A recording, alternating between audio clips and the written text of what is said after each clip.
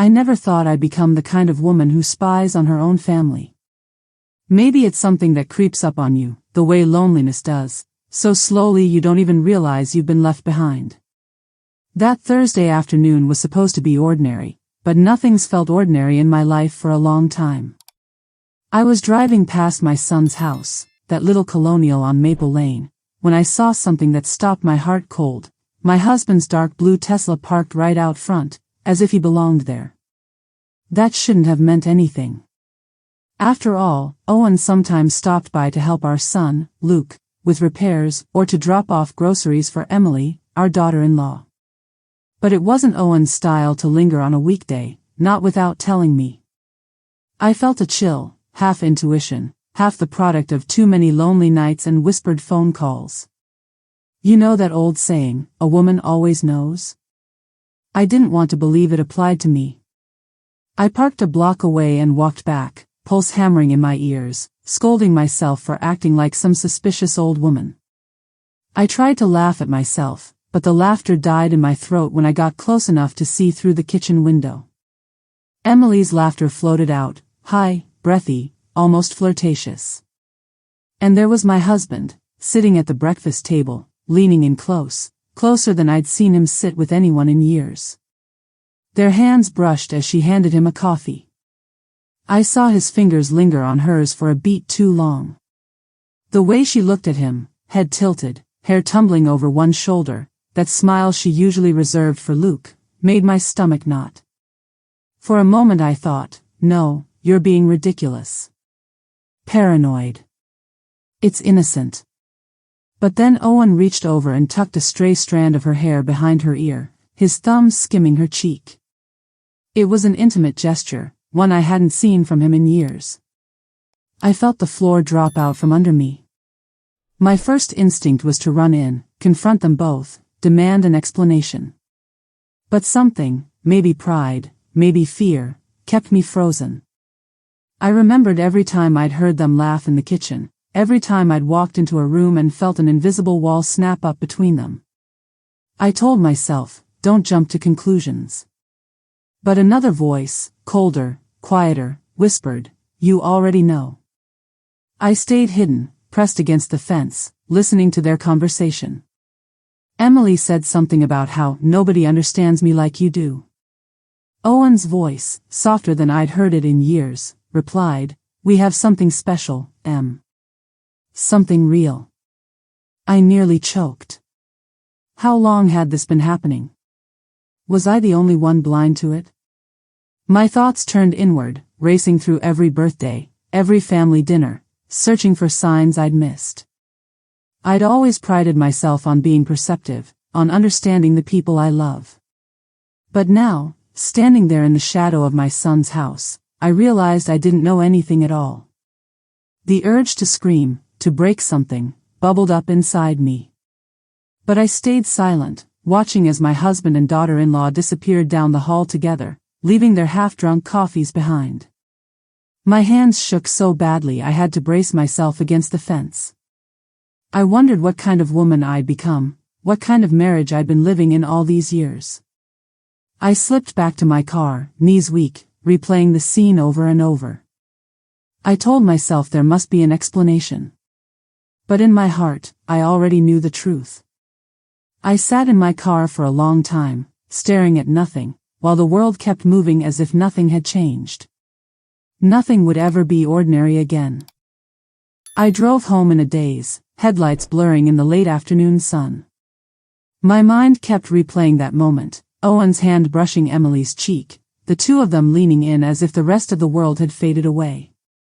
It was the kind of thing I'd once hoped to catch him doing with me, back when our love was new and I thought a gentle touch could fix anything. I told myself I should confront him. That's what strong women do. But strength felt so far away.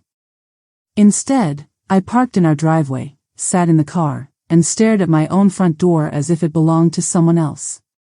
It's funny, isn't it? How a single secret can turn a familiar house into enemy territory. Inside, the scent of lavender and lemon polish hung in the air. I wandered through the rooms in a trance. Every photo on the wall mocked me. There we were, Owen and I, our arms linked on some sunlit vacation, smiling for the camera as if nothing could ever touch us. In Luke's high school graduation, Owen's hand rests on my shoulder, his wedding ring flashing. Emily stands beside us, looking young, a little nervous, her whole life ahead of her. I used to look at that picture and think we looked like a family. Now I wondered what secrets were already festering beneath those smiles. I found myself sinking into the old armchair by the window, the one Owen used to claim as his own before he started spending more evenings in his office, working late, claiming exhaustion. I wrapped a blanket around myself and tried to remember when things had started to change.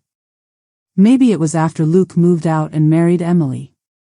Maybe it was when Owen's business took off and he started traveling more, missing dinners, forgetting anniversaries.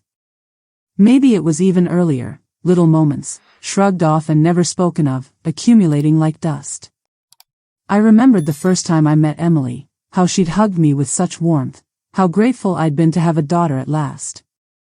I'd wanted to believe she was good for my son. I'd wanted to believe she was good for us all. Guilt gnawed at me. Was this my fault? Had I been too distracted, too trusting? I replayed conversations in my head, Emily's confessions about feeling lonely, about how hard marriage was sometimes. Had I really listened? Or had I just brushed her off, eager to be the supportive mother-in-law, never the interfering one? I remembered Owen's little compliments, Emily has such good taste, or she's really smart with finances. I'd chalked it up to pride, fatherly affection. Had I missed something more? The signs were all there, hidden in plain sight. It's always obvious in hindsight, isn't it? That's the cruelest part. My phone vibrated on the coffee table. It was Luke. I hesitated, my heart thudding as if he could somehow read my mind through the screen. I answered, struggling to keep my voice steady. Hey, Mom. Just wanted to check in. Dad stopped by earlier to drop off some things for Emily. She said you were in the area too. I swallowed hard. Just running errands. Didn't have time to stop in. How are you, honey? We're okay. Emily's been a little quiet lately, but I think she's just stressed about work. You know how it is. I wanted to scream, no, I don't know how it is. I don't know anything anymore. But I forced a smile into my words. Well, tell her I'm thinking of her.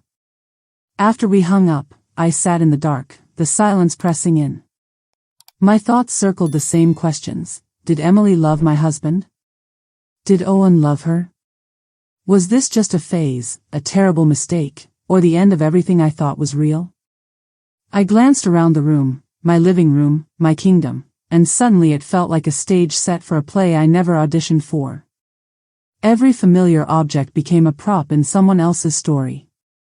I tried to cry, but the tears wouldn't come. Maybe they dried up long ago, or maybe my heart was too numb. I told myself I'd figure it out in the morning, that I'd be stronger by sunrise.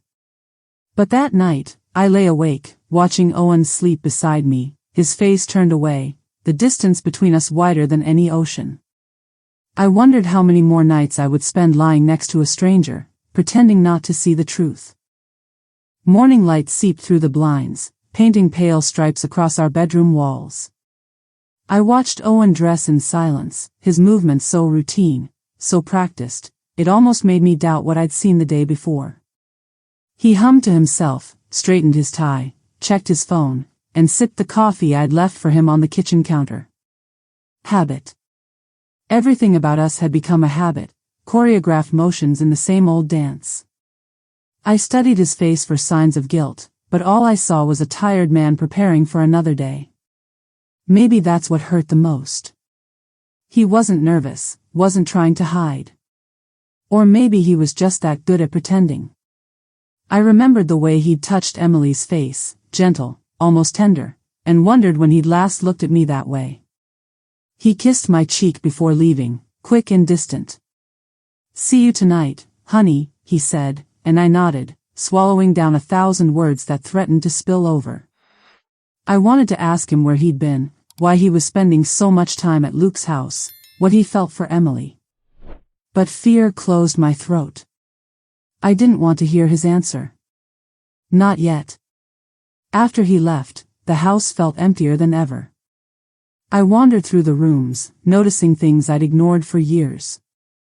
The half-read newspaper on the dining table, the bottle of expensive whiskey hidden behind the cleaning supplies, the faint trace of perfume on his jacket, something floral and sweet, nothing I'd ever worn. I sat down at my laptop, opened a blank document, and tried to make sense of my thoughts. I typed out everything I'd seen, every suspicion, every aching doubt. My fingers trembled, but the words poured out. Maybe, I thought, if I wrote it down, it would seem less real. Maybe I could turn it into a story, someone else's tragedy, not mine. But no matter how I framed it, the pain kept circling back. How long had Emily and Owen been together? Did Luke know? Did anyone? I thought about calling my sister, but the shame was too much. I could hear her voice already. You let this happen? As if love could ever be so simple. My phone buzzed again. This time, it was Emily. The message was casual, breezy. Thanks for the groceries, Mom. Owen was such a lifesaver yesterday. Hope you're having a good morning. Let's do brunch soon. I stared at her words, bile rising in my throat. She called me Mom, thanked me for my kindness, all while slipping around with my husband. Was I the fool, or just the last one to know? Suddenly, I was overcome by a surge of anger, pure, hot, and unfamiliar. For so long I'd played the peacemaker, the good wife, the understanding mother-in-law. I'd bent over backward to keep everyone comfortable. And for what? So they could carve up my life in secret, pretending nothing was wrong?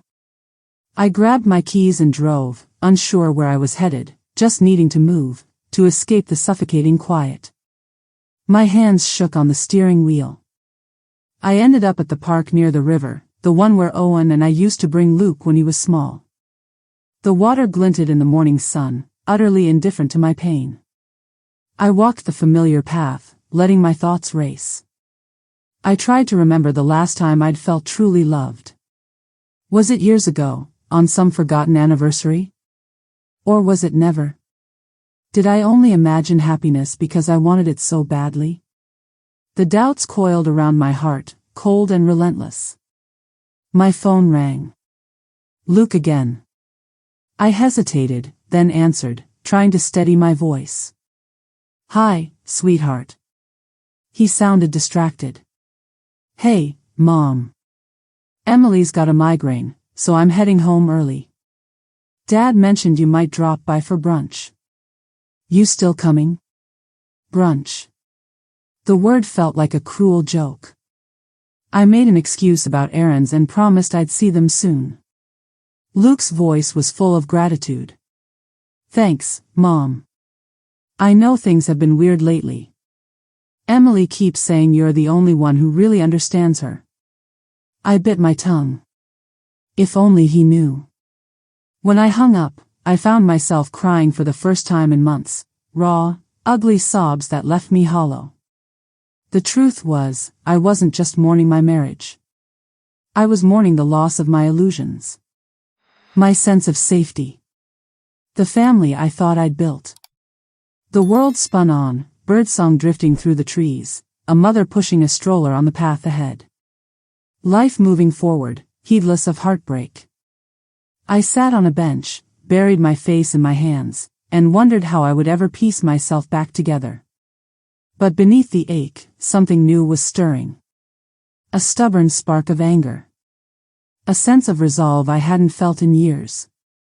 I wasn't ready to confront them yet. But I promised myself this much, would find out the truth, no matter how much it hurt. No more pretending. No more silence. For days, I drifted through my life like a ghost. I moved through my routines, laundry, groceries, answering emails, while the secret gnawed at me from the inside out. I became hyper-aware of every detail, every offhand comment. I watched Owen with new eyes, tracking his movements, logging his excuses, piecing together timelines that never quite lined up. Emily texted me often, each message a tiny dagger. Thanks for the cookies, Mom, you always spoil us. Or, Dad, Owen, dropped off the leaf blower, such a hero. She never slipped, never let on. If anything, she seemed more affectionate than ever. The betrayal was layered. She was stealing my husband and pretending to cherish me at the same time. At night, lying awake beside Owen, I played mental chess. Should I confront him? Should I confront Emily? Should I tell Luke? The risks paralyzed me. If I was wrong, I'd shatter the family for nothing. If I was right, well, it felt like the family had already shattered and no one was willing to admit it. One night, as Owen slept, I crept into his home office. I'd never been one to invade his privacy, but the rules felt different now. On his desk sat a stack of business papers and an old leather-bound notebook. I flipped it open, heart hammering. His handwriting, always neat, filled the pages with notes, project deadlines, numbers, to-do lists. Nothing out of the ordinary. I wanted to find something, anything, to confirm my suspicions, but the only evidence was absence. No mention of Emily, nothing incriminating. That almost hurt worse. As I replaced the notebook, my gaze landed on his phone, face down on the desk. For a moment, I warred with myself. Snooping was a line I'd never crossed. But I needed answers. I picked it up, unlocked it with a code I'd known for years, and scrolled through his messages. There were texts to Emily, most of them mundane, about errands, picking up groceries, house repairs. But then, buried between reminders and receipts, was one that made my breath catch. Thank you for yesterday. I needed that. You always make me feel seen. Her reply was quick, you mean everything to me. I read the exchange over and over, searching for double meanings, trying to convince myself it was innocent. But I knew. My body knew. I snapped a photo of the messages with my own phone, as if proof would make me braver.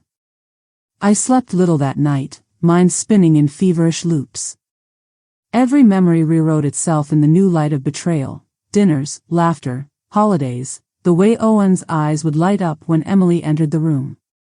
I remembered, with a sick twist of irony, the day I'd given Emily the necklace she always wore. She'd hugged me and whispered, "You're the mother I always wished I had." I'd felt chosen, special. Now I felt duped. The following afternoon, Luke called again. There was an edge to his voice. "Mom, are you okay? You've seemed distracted lately. Emily's worried." How could I answer? The web of lies was closing in. "Just tired, honey. You know how it is, too much on my plate. Maybe I just need a little break." He hesitated. "If you ever need to talk, I'm here." I almost confessed everything right there, but something stopped me, a mixture of fear and shame. I couldn't bear the thought of breaking my son's heart, not yet. I realized, with a pang, that my whole life had been about protecting others from pain, even if it meant swallowing my own. That night, I watched Owen and Emily in the kitchen at a family dinner, laughing together while Luke cleaned up in the next room. They moved around each other so naturally, finishing each other's sentences, sharing inside jokes. I wondered how I'd missed it for so long. Was I so desperate to keep the peace that I ignored what was right in front of me? After everyone left, I stood at the sink, staring out into the dark yard. My reflection hovered in the window, older, more tired than I remembered. I didn't want to be a victim, didn't want to be the wife who clings to a cheating husband out of fear or habit. But I didn't know who I was without this family, without the role I'd played for decades. The house was silent, heavy with secrets. I made myself a promise: no more passive suffering. No more denial. I would find the whole truth, even if it tore me apart. Somewhere deep inside, a steely resolve took root. I would no longer look away. The storm was coming, and this time, I would meet it head-on. I started paying closer attention to the fragments of daily life, the little things most people overlook. The scent of Owen's aftershave lingering on my favorite cardigan. The way Emily's lipstick sometimes smudged on coffee mugs left in our kitchen, even when she hadn't officially visited. The laughter that echoed too loudly from the backyard when they thought no one was listening. People say that truth reveals itself in the cracks. I'd spent years smoothing over those cracks, patching them with good intentions, pretending not to notice. Now, I saw evidence everywhere. It felt as if my whole marriage, my whole family, was made up of moments I'd chosen to ignore. One rainy Saturday, Luke invited us over for brunch. The invitation felt loaded. Emily was making blueberry pancakes, his favorite. I found myself hesitating before accepting, nerves jittering beneath my skin. I put on extra makeup that morning, not for Owen, not for Emily, but for myself. For the first time in years, I wanted to look sharp. I wanted to be seen. Their house was warm and welcoming, family photos on the mantel, Emily's floral arrangements everywhere, the hum of music playing softly. Luke greeted me at the door with a hug, oblivious to the storm gathering between his wife and his mother. Owen was already there, standing in the kitchen, pouring orange juice while Emily fluttered around him. Their laughter, their small talk, their easy rapport, it all looked so innocent, so natural, that I almost questioned everything I'd uncovered. Almost. Breakfast was a charade. I watched Emily serve Owen first, watched the way his eyes lingered on her as she handed him the syrup, their fingers brushing, just for a second too long. I caught Emily stealing glances at him, her eyes bright with something I wished I could unsee. Luke, cheerful, started telling a story from work, and they both snapped back into their roles, the perfect father-in-law and daughter-in-law. My heart ached for my son. He was in love, oblivious, trusting. My sweet boy. Afterward, Emily insisted on helping me clear the table. Alone in the kitchen, she leaned close, her voice low. "Thank you for coming today, Mom. I know things have been different. I hope we're okay." I looked at her, really looked at her. For a moment, I saw the young woman who had once confided in me, cried on my shoulder, called me her second mother. But that woman was gone, replaced by someone I didn't recognize. I wanted to lash out, to say something cutting, but I only managed a brittle smile. "We're all a little different lately, aren't we?" She flinched, just a flicker, but enough for me to notice. Back at home, I went through the motions, washing dishes, folding laundry, tending the garden, while my mind replayed every detail of that morning. I remembered the text messages I'd saved on my phone, the way Owen's eyes lit up for her, the things left unsaid. It felt like I was collecting evidence for a trial I never wanted to hold. I began to keep a journal. Every time I noticed something strange, a late-night phone call, a lie too smoothly told, a missing credit card charge, I wrote it down. I read back over my notes and realized how much I'd minimized, rationalized, forgiven. My life was a story of excuses. One evening, I caught Owen standing in the driveway, talking quietly into his phone. When I stepped outside, he jumped, startled, and hung up quickly. "Just work stuff," he said, eyes averted. I wanted to scream, to demand honesty, but I only nodded and walked back inside. The words caught in my throat, strangling me with their weight. That night, I dreamed of my wedding day. I was young again, filled with hope. Owen smiled at me, took my hands, promised forever. I woke up crying, not for the man I'd lost, but for the woman I used to be, the one who believed those promises. In the morning, I looked at myself in the mirror and saw someone else staring back, a woman who was done being afraid, done being deceived. The truth was a living thing now, burning in my chest. I could feel it moving under my skin, restless and impatient. The time for denial was over. I realized something as I made coffee, moving slowly through the quiet kitchen. The greatest betrayals are not the acts themselves, but the silence we keep around them. The things we let slide. The truths we swallow, day after day, until we forget who we are. I promised myself that I would not be silent anymore. I would not wait for someone else to save me. The next time I saw Emily and Owen together, I would find my voice. The woman in the mirror looked older, yes, but fiercer, too. Ready for a war she never wanted, but could no longer avoid. The next Sunday, the weather broke into a cold, gray drizzle, the kind that settles into your bones and makes you want to stay in bed all day. But I couldn't rest. I moved through the house with purpose, straightening pillows, wiping counters that didn't need cleaning, searching for anything to keep my hands busy. The need for action had become a living ache in my chest. Owen left early for a meeting. I didn't ask questions. I already knew the answers would be lies. When the front door shut behind him, I listened to the quiet, the echo of his footsteps fading down the walk. I stared out the window, watching his car pull away, and realized I felt more relief than hurt. The tension of pretending was worse than the loneliness he left behind. By noon, I couldn't take it anymore. I got in my car and drove, not sure where I was headed, until I found myself pulling up in front of Luke and Emily's house.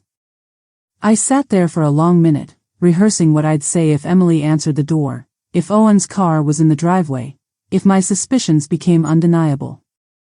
But there was no sign of either of them. The house was empty, still and silent, like a stage after the audience has left. I walked around the side, gravel crunching beneath my shoes, my heart racing with every step. The curtains in the back were drawn, but I could hear voices, muffled but familiar, coming from the sunroom. I pressed myself against the wall and strained to listen. Emily's laugh, Owen's lower rumble. I fumbled with my phone, hands shaking so badly I almost dropped it. I turned on the voice recorder and held it close to the glass. Their conversation started innocently enough, talk of weekend plans, a funny story about Luke's new boss. But then Emily's voice dropped to a near whisper. You don't have to keep pretending with me, Owen. I know how you feel. His reply was soft, intimate. I can't stop thinking about you. I'm trying, but it's impossible. Silence stretched between them, broken only by the faint sound of Emily's breath. Then she said, he doesn't know. She doesn't know. It's like we have this whole world, just ours. Something inside me shattered and crystallized all at once. My hands went numb. I pressed record harder, as if I could capture not just their words but every ounce of betrayal that hung in the air.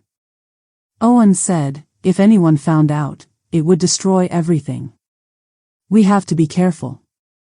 Emily's reply, I don't want to lose you. But I can't lose him either. I wish things were different. A long, trembling silence. Then the sound of footsteps, closer. I froze, afraid they'd seen me. My heart hammered in my throat.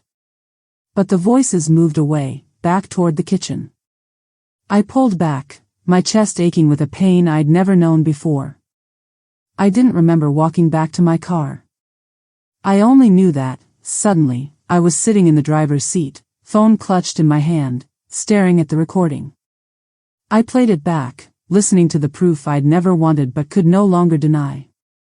Back at home, I sat at the kitchen table and listened again, tears running silently down my cheeks. Every word felt like a cut, each confirmation another piece of my old life falling away. But underneath the heartbreak, a strange calm settled over me. I had the truth now, captured in digital clarity. No one could gaslight me or twist my reality. I was done doubting myself. That night, Owen came home late.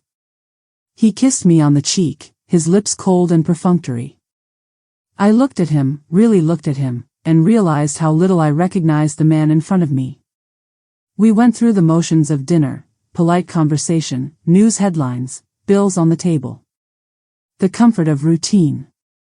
But I saw every gesture with new eyes. I watched him wash his hands at the sink, dry them on the same dish towel Emily had bought for Christmas last year, and felt a bitter satisfaction rise in my chest. He had no idea what I knew. I lay awake that night, listening to the rain tap against the window, the recording safe beneath my pillow. I wasn't sure what my next move would be. Confrontation? Confession? Revenge? The choices swirled through my mind, dizzying and endless. But one thing was certain, I was no longer powerless. I held the truth in my hands, and I would decide what came next. For the first time in weeks, I slept without dreams. When morning came, I woke with a strange sense of resolve. I moved through the house quietly, gathering myself before Owen could sense the storm brewing inside me. I brewed coffee, my movement steady, my mind running through plans and possibilities.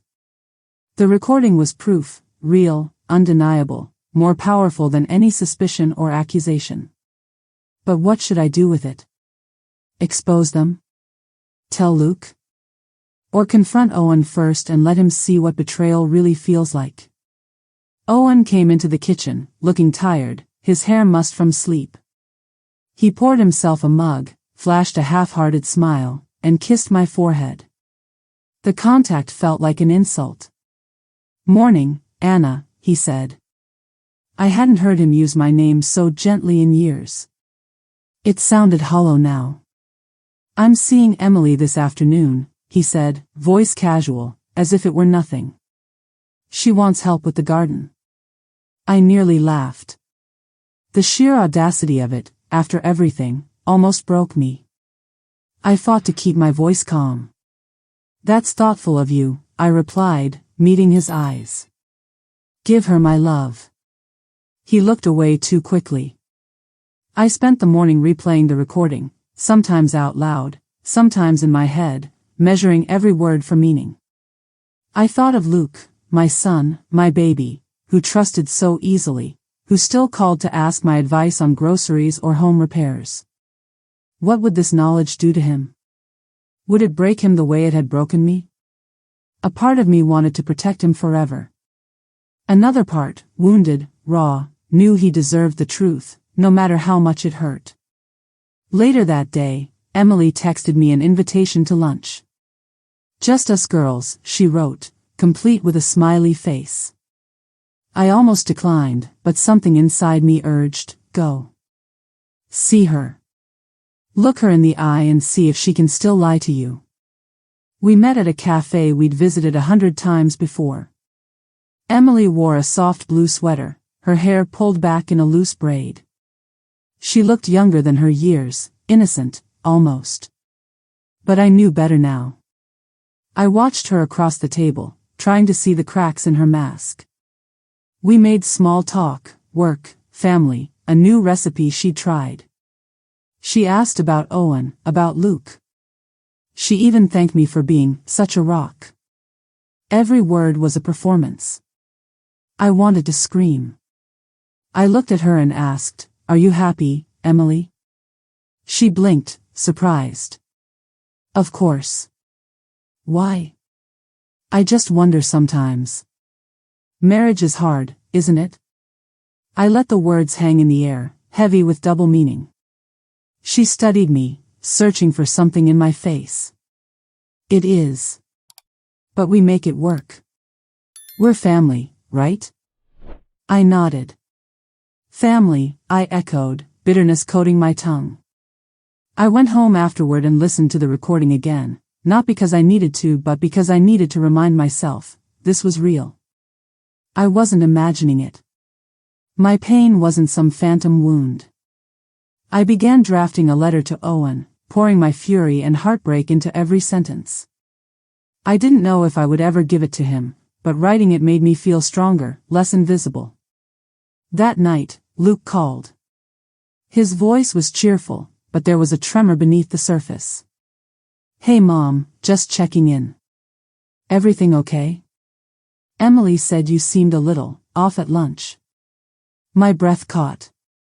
Emily was already hedging, spinning her version of the truth. I'm fine, sweetheart. Just tired. He hesitated. If you need anything, just say so. I know sometimes things get weird, you know. I wanted to say, you have no idea, but all I could do was promise, I'll let you know. After the call, I sat in the dark, clutching my phone, the recording still saved and secret. I realized then that power was a double-edged sword. The knowledge I'd fought so hard for could destroy my family in an instant. But I was tired of protecting everyone but myself. For once, I wanted someone to fight for me.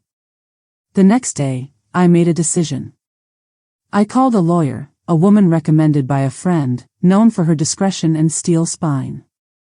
I set an appointment, not because I was ready to end my marriage, but because I needed to know my rights, to arm myself for whatever storm was coming. As I hung up, I felt something like hope flutter in my chest. Not hope for my old life, but hope for something new, something honest. I would not let Owen and Emily write the ending to my story. This time, I would have the last word. I arrived early for my meeting with the lawyer, my stomach in knots, hands clammy despite the spring sunshine. The office was crisp and modern, glass walls, quiet halls, the distant hum of printers. I sat in the waiting area, watching rain bead on the window. I felt like a fraud, an intruder in my own life, as if at any moment someone would come and tell me I didn't belong here. But when they called my name, I stood up straight and walked in, determined not to shrink. My attorney, Ms. Dorsey, shook my hand firmly. Her eyes were sharp, her manner brisk but not unkind. Tell me everything, she said, and I did, about Owen, Emily, the recording, the growing web of lies. I told her about Luke, my only son, and how his happiness was the only thing holding me back from burning it all down. Ms. Dorsey listened, nodding, occasionally jotting notes. When I finished, she looked me square in the eye. You're not powerless, she said. You have more leverage than you think. Documentation is key. The recording could be critical if things escalate. But most of all, you have to decide what you want. Is it revenge? Freedom? Or just the truth? The question stunned me. I'd been running on pain and anger for so long, I hadn't really considered what I wanted, only what I didn't want. I wanted my life back, yes, but not the old one, not the version propped up by denial and compromise. I wanted honesty. I wanted respect. I wanted to look in the mirror and see a woman who stood up for herself, no matter the cost. Ms. Dorsey explained my options, how to protect my assets, how to shield myself legally if things turned ugly, how to set boundaries even before the world found out. She was methodical, strategic. I realized that knowledge was a kind of armor, and for the first time in a long time, I felt less afraid. After the meeting, I walked to a cafe and ordered a coffee, needing a few moments alone before returning to my carefully constructed world. As I sat there, I watched other women come and go, young mothers, professionals in sharp suits, retirees laughing over cake. I wondered how many of them had carried secrets, how many had rebuilt their lives from ashes. I realized I was not alone. There were millions of women just like me, holding families together on trembling shoulders, refusing to let heartbreak destroy them. Back home, Owen was waiting, looking anxious. "Where were you?" he asked, voice forced casual. I considered lying. But I was tired of lies. I had an appointment. He seemed thrown. "Everything okay?" "Not really." I looked at him, and for the first time, I saw fear flicker in his eyes. Good, I thought. Let him feel it for once. That evening, as I prepared dinner, Emily called. She wanted to stop by, bring a pie she'd baked, share some news about her new project. The nerve of it made me want to laugh and scream at the same time. I said yes, but as soon as I hung up, I realized this was my opportunity. Tonight, I would see them both in the same room. Tonight, I would observe, really observe, their body language, their stolen glances, their guilty silences. Dinner was a tense affair. Luke was working late, so it was just the three of us. Emily played the perfect daughter-in-law, complimenting my cooking, chatting about her job, asking Owen's opinion about a broken faucet. Owen played along, his smiles a little too bright, his hands a little too restless. I watched their eyes meet across the table, quick, fleeting, but unmistakable. After dessert, I offered to help Emily with the dishes. In the kitchen, away from Owen, she seemed nervous, dropping a plate, fumbling with the sponge. I handed her a towel. "Emily, are you happy?" I asked, repeating the question from our lunch, this time refusing to let her off the hook with platitudes. She hesitated, eyes darting to the window. "Of course. Why wouldn't I be?" "Because you're not yourself lately. Because I see the way you look at him. Because I know what secrets do to a person." Her face paled. I don't know what you mean." "Don't you?" I asked quietly. "You should think about what you want, Emily. Not just what you're afraid of losing." She didn't reply. She dried her hands, excused herself, and left quickly. Owen watched her go with an expression I couldn't read, worry, longing, or maybe guilt. That night, I sat in bed, staring at the ceiling, my mind racing.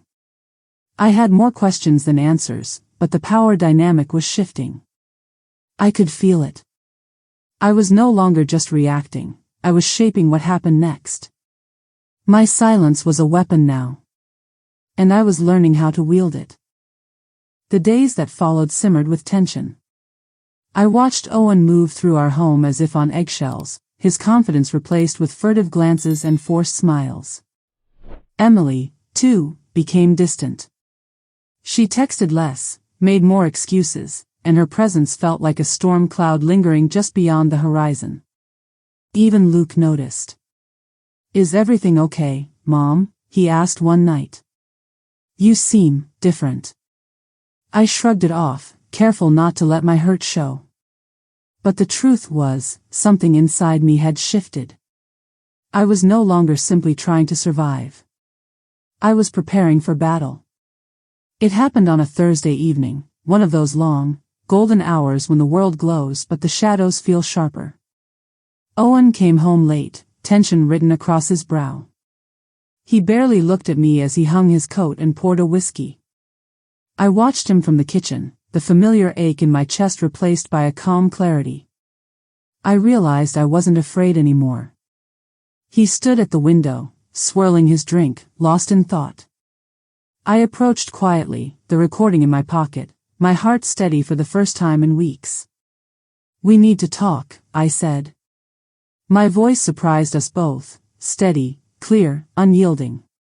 He turned, startled. "What about?" I sat at the dining table and gestured for him to join me. When he finally did, I took a deep breath and set my phone between us. For a moment, I just looked at him, the lines on his face, the eyes I'd once trusted with my soul. I wondered what he saw when he looked at me now. "Are you happy, Owen?" I asked, echoing the question I'd asked Emily. "Are you truly happy with this life?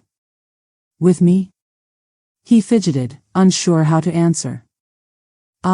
Of course. "Anna, what's this about?" "Don't lie to me," I said softly.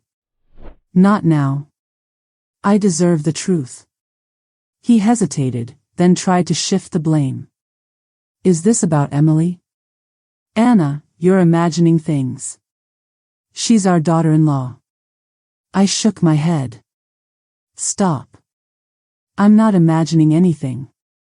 I unlocked my phone, played the recording, and let his own voice fill the room. "I can't stop thinking about you. I'm trying, but it's impossible." He went pale, his hands shaking. For a long moment, all you could hear was the clink of ice in his glass. "You recorded me?" His voice was a mixture of anger, fear, and disbelief. "I had to," I replied, feeling tears burn behind my eyes but refusing to let them fall. You would have let me think I was crazy. You would have kept lying until there was nothing left of us but dust. He covered his face with his hands. Anna, I'm so sorry. I never meant for this to happen. It was a mistake. We never wanted. I cut him off. Don't insult me with excuses. How long, Owen? How long have you and Emily been? He hesitated, then let out a shuddering sigh. Months. Maybe a year. I don't know. It just happened. I laughed bitterly. Things like this don't just happen. People make choices. You made choices, over and over again. He was crying now, silent, broken tears. But I felt empty, watching him unravel. I waited for rage to fill me, but all I felt was exhaustion, a bone-deep weariness that comes from carrying too much for too long. I loved you, Owen. I built a life with you. And you threw it all away for what? For her? He shook his head. It wasn't about her. It was about feeling alive again. I lost myself. I lost you. I stood, gathering what dignity I had left. You lost me the day you chose her over your own family. The day you started lying. Don't you dare blame me for your betrayal. He reached for my hand, but I pulled away. I deserve better. Luke deserves better. Even Emily deserves better than this mess you created. For a long time, neither of us spoke. The sun slipped behind the clouds, leaving only shadow in its wake. Finally, I said, you need to tell Luke. And you need to end things with Emily, completely. If you don't, I will. I won't let you take the easy way out. Not this time. He nodded, defeated. That night, I lay awake, tears finally coming, hot, cathartic, endless. But beneath the grief, I felt something unexpected, relief. I was done carrying secrets that weren't mine. I was done letting someone else dictate my worth. The war had begun. And for the first time, I wasn't afraid to fight. The next morning dawned gray and heavy. The air in the house was thick with words unsaid, every sound amplified, water running, coffee brewing, footsteps pacing the hall. Owen slept on the couch, his eyes swollen and red, while I lay in bed, staring at the ceiling, listening to the storm he had unleashed. The world outside was waking up, but inside, our family was unraveling. By noon, Owen had showered, changed, and left without saying a word. I didn't ask where he was going. Part of me hoped he was headed to Luke's house to finally do what needed to be done. Another part doubted his courage. For so many years, I'd filled in his silences, made excuses, carried the burden of pretending. Now, I was finished. This pain, at least, belonged to him. I spent the morning moving through the house, gathering up pieces of our life together, photographs, anniversary cards, a box of souvenirs from trips long past. I found one of Emily's earrings in the laundry room, tucked behind a basket of towels. My breath caught, rage and grief fighting for space in my chest. I pressed it in my palm until it hurt, a physical reminder of everything I'd lost. The phone rang just after noon. It was Luke. Hey, Mom. Can I stop by? His voice sounded lighter, innocent. I could barely stand it. Of course, honey, I managed. I'll put on some tea. I watched him pull up in the driveway, walking with that familiar, easy stride. He looked so much like Owen when we first met, strong, sure, eyes full of hope. He hugged me at the door and studied my face. Are you okay? He asked. I forced a smile. I'm all right. Just a lot on my mind. He sat at the kitchen table, drumming his fingers nervously. Emily's been quiet lately. Is there something I should know? I nearly broke then. The weight of my secret pressed down so hard I could barely breathe. But this wasn't my story to tell, not yet. I wanted to protect him for just a few hours longer. I think she's just stressed, I lied. Everyone is, lately. He seemed to accept that. I'm worried about Dad, too. He hasn't been himself. Keeps canceling plans, making excuses. Is something wrong between you two? There it was, the opening I'd waited for and dreaded all at once. My hands trembled as I poured his tea. Luke, I need to ask you something. And I want you to be honest. Have you noticed anything strange between Dad and Emily? He looked at me, confusion flickering across his face. What do you mean? I chose my words carefully. Anything unusual. Anything that doesn't feel right. He shook his head slowly. No. I mean, they get along, but that's good, right? His voice faltered, searching my face for answers. Mom, what's going on? I couldn't bring myself to say it, not yet. Not until Owen faced him first. Sometimes people change, I said softly. Sometimes, no matter how much you love someone, they disappoint you. Luke looked away, his jaw tightening. You and Dad aren't splitting up, are you? I don't know, I whispered, truth cutting through the lie. But whatever happens, you're not to blame. You understand me? This isn't your fault. He nodded, blinking away tears.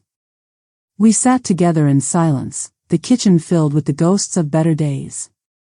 When Luke left, I stood at the window and watched him drive away. My heart broke for him, for all the ways I hadn't been able to shield him from pain. I thought of calling Emily, of confronting her directly, but decided to wait. It was Owen's turn to face the truth. Hours passed. The afternoon faded into dusk. I paced the house, rehearsing what I'd say if Owen came back, what I'd do if he didn't. At last, the front door creaked open. He entered, moving with a heaviness I'd never seen before. He looked at me, face drawn, hands shaking. I told him, he said, voice barely above a whisper. I braced myself. And? Owen sank into a chair. He didn't believe me. Not at first. Then he got angry. He asked how I could do this to him, to you, to our family. I tried to explain, but how can you explain something like this? My throat tightened. You can't. He nodded, tears filling his eyes. He's gone. He said he's staying with a friend. He doesn't want to see either of us right now. A hollow silence fell between us. I felt the old urge to comfort Owen, to tell him it would be okay. But I didn't. Not this time. He needed to sit with the consequences.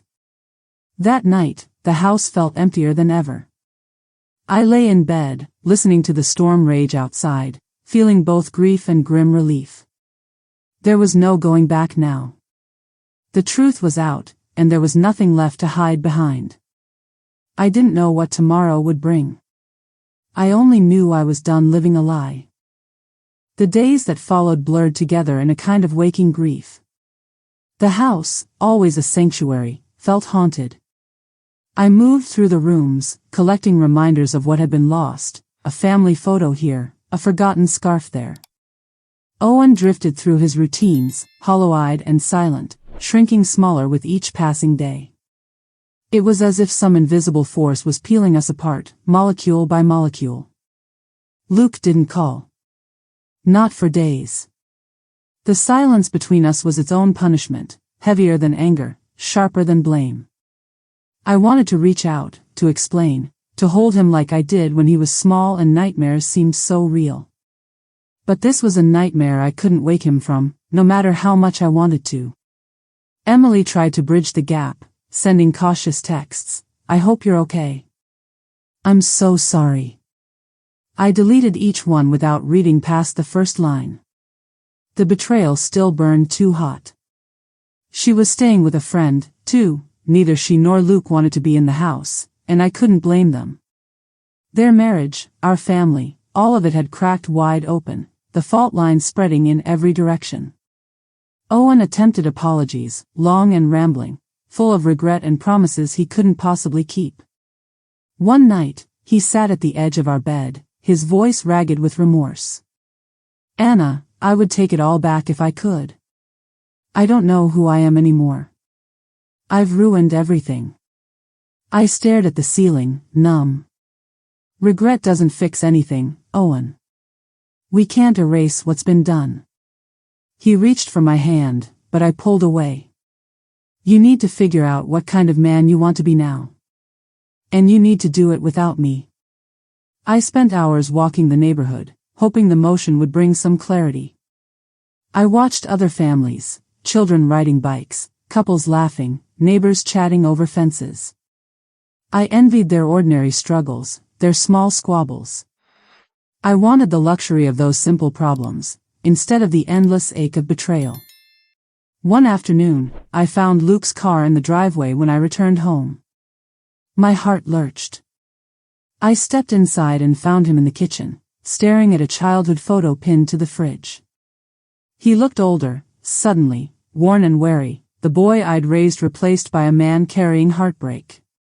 He didn't look up at first. "Emily and I talked," he said finally. "She told me the truth. About everything." I waited, bracing for blame, for questions I didn't have answers to.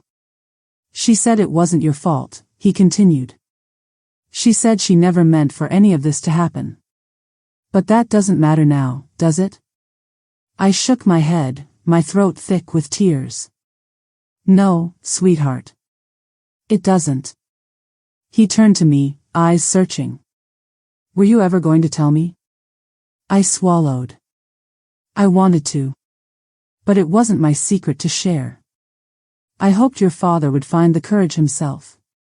He nodded, shoulders sagging. "I wish I'd seen it. I wish I'd been enough."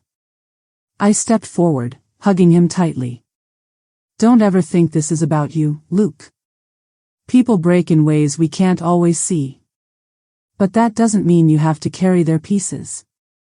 He cried then, in my arms, the way he hadn't since he was a child. We stood together in the quiet, letting grief have its say. That evening, after he left, I realized something had shifted. The pain was still there, but it was softer, shaped now by understanding rather than fury. I couldn't undo the damage, but I could choose how to live with it. I walked into the backyard, stood beneath the evening sky, and let myself hope, just a little, that healing was possible, even after all this wreckage. Maybe there was something left for all of us, beyond the ruins. Spring returned slowly that year, hesitant and uncertain, like a wounded animal learning to trust the world again. I found myself waking earlier, listening to birdsong outside my window, breathing in the promise of something new. The pain hadn't vanished, but it had become a companion I could carry, no longer the shadow that defined me. Owen moved out. There was no dramatic farewell, no final fight, just the quiet agreement of two people who'd reached the end of a story. He packed his things while I made tea in the kitchen, both of us moving through the house as if we were ghosts haunting our own lives. He paused at the door, suitcase in hand. "I hope you find happiness, Anna," he said softly. "I will," I answered, surprised by my certainty. The silence that followed his departure was heavy but not empty. For the first time in years, I began to notice the life that was left behind, the way light fell through the curtains in the morning, the warm smell of fresh bread baking, the laughter of children playing on the street outside. My world was smaller, but it was honest. Emily sent one last message, a true apology, not for falling in love with Owen, but for all the deception and cowardice.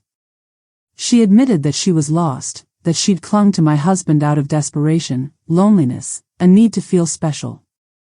I didn't reply. Forgiveness was something I might give her one day, but not yet. Some wounds needed time to breathe. Luke visited often.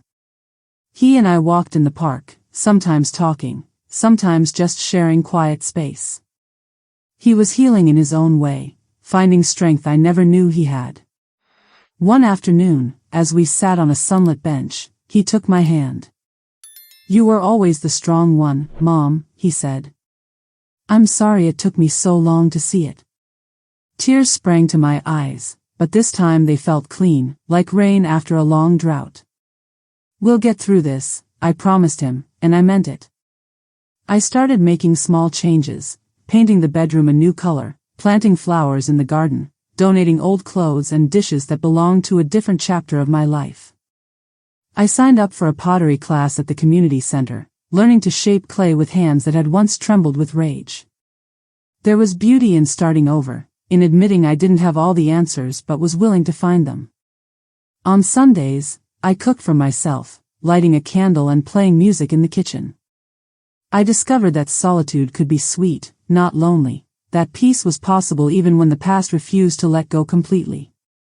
I saw Owen once, months later, passing him at the farmer's market. He looked older, tired, but there was a quiet humility in his smile. We nodded, a small gesture of recognition, two survivors of the same shipwreck, now drifting on different currents. As spring gave way to summer, the world outside bloomed with color and sound. I realized I'd stopped looking backward. The future was still uncertain, but it was mine to shape. One evening, standing at the window, I watched the sunset burn gold across the rooftops. I felt a sense of hope settle inside me, a gentle faith that life, however battered, would find its way. I didn't need a perfect ending. I needed only the courage to begin again. And so I did.